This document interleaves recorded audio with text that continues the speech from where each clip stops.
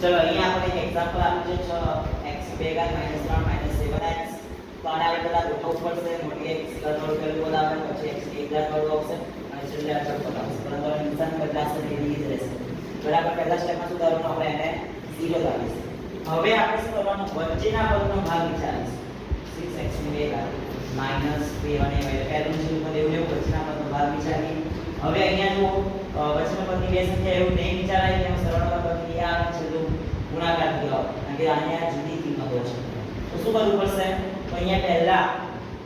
2022 ની અંદર પણ જે બેન્ચ છે શીખવાડેલું છે આવું કે જ્યારે ખબર ના પડે ત્યારે તમારે પહેલું ને છેલ્લું સ્ટેપ જોવાનું 6 અને 3 છે બરાબર 6 અને 3 કેટલા થશે 9 તો આપણે અહીંયા મૂકીએ છે 9x હવે 7x છે હવે આ 7x છે તો 9 માંથી 2x કાઢવા પડે તો 7x આવે બરાબર અહીંયા ધ્યાન દરેકનું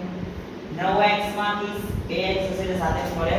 પછી 4 પદ મળી ગયા છે હવે આપણે શું કરશું એની જોડી બનાવીશું તો આમાં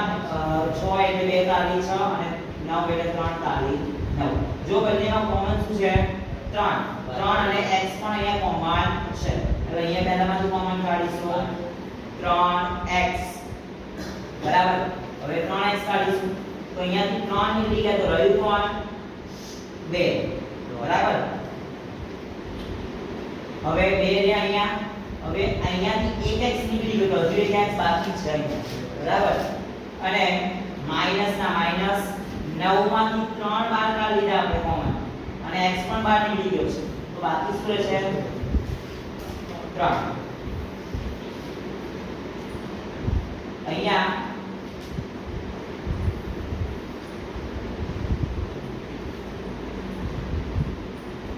અહીંયાથી કશું કોમન નથી એટલે શું મૂકી દેવાનું 1 અને અહીંયા આ જે 2x છે અને 3 ના 3 દિવાળને ચલો હવે 12 છે એને શું આપી દઈશું આપણે